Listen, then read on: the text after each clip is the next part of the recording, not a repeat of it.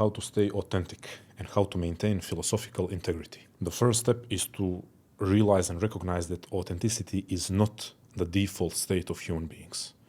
As much as I am optimistic about human potential, and as much as I'm inspired by different schools of philosophy and psychology that encourage humans to strive for more and to strive to realize their potential, I'm also a proponent of, let's say, a thought of Martin Heidegger, great German philosopher, who stated that the default state of human beings is inauthenticity, because we are social creatures who continuously have that inner conflict between self-actualization as unique individuals and maintaining the sense of safety and comfort and certainty by being part of the crowd. And the fact is that for most people, in that inner conflict, the latter side, that is the side of striving to be part of the group, is the side that wins in most of our daily situations, in most of our inner dilemmas, and in most decisions that we make.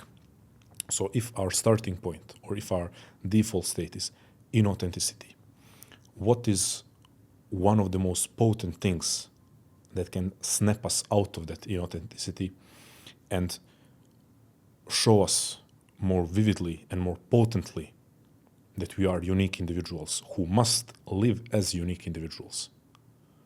Well, one of the most potent and most straightforward ways is to contemplate your mortality. And I'm going to now focus just on that. I will not be talking about any other method of maintaining your authenticity, because from personal experience, I can say that regularly contemplating your individual and personal mortality is one of the single best things that you can do for yourself if you want to live this life as an authentic individual. Why do I say contemplating your personal and individual mortality? Because let's say most people live in complete denial of death and complete denial of mortality.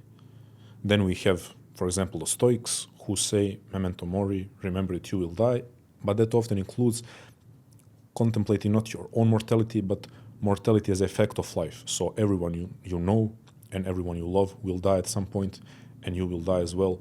So be aware of that fact, because it will help you to engage in life. It will help you not to forget to live. And I love that. I've been greatly inspired by Stoicism.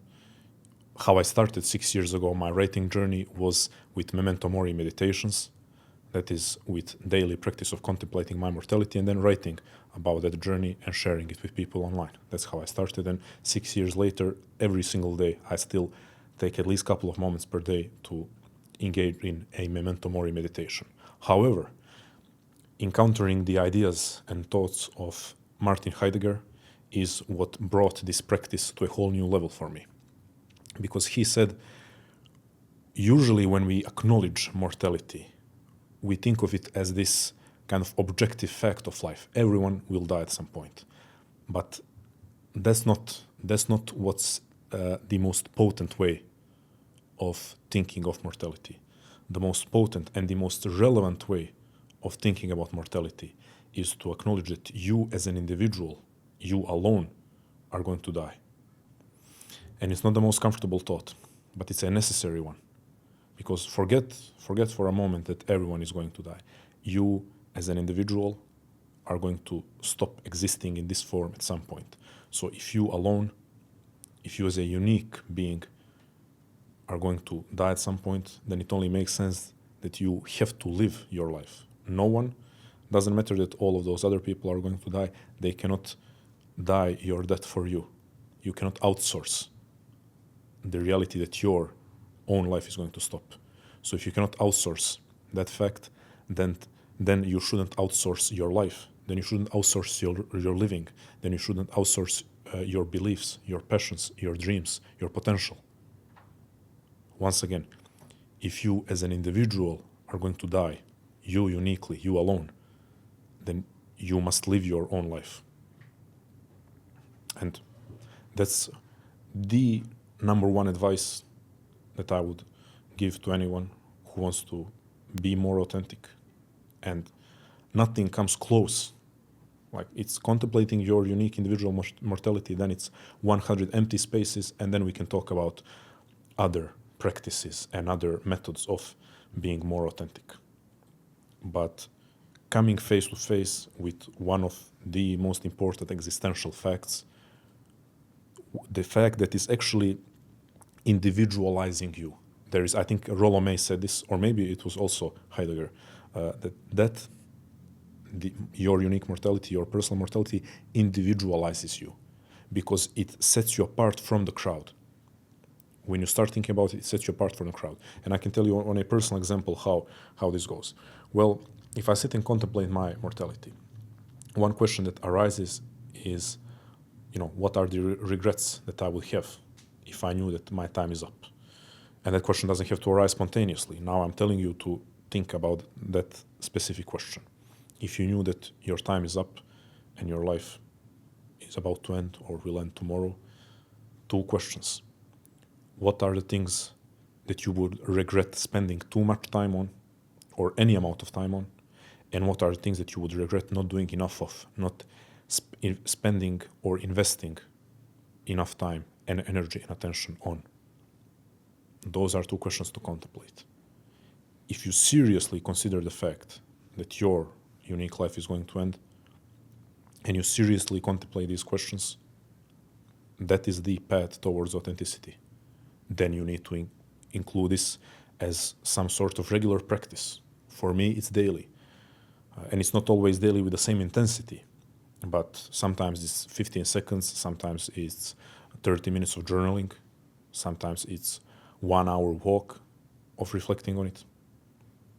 But it has to be part of your life. You cannot just once acknowledge your personal mortality and contemplate these questions and then just go about your life never reflecting on it again. You have to include it, you have to develop it into a practice, into a habit, no matter how uncomfortable it may seem. Also, that's another problem. People think no practice, no habit should be uncomfortable. And they say, for example, sometimes when I recommend to people to contemplate their mortality, they say, it only makes me even more anxious. Well, yeah, it's supposed to make you more anxious. Then we get into another topic, is anxiety exclusively a negative phenomenon? No, far from it. It's one of potentially the most vitalizing forces. It's a creative force more often than not. So if contemplating your mortality is making you anxious, good. That's how it's supposed to be.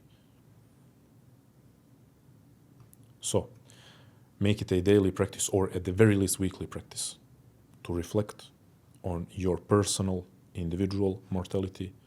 Ask yourself, what are things that you would regret spending too much time and energy on? What are things that you would regret not spending enough time and energy on? Because that will crystallize your priorities.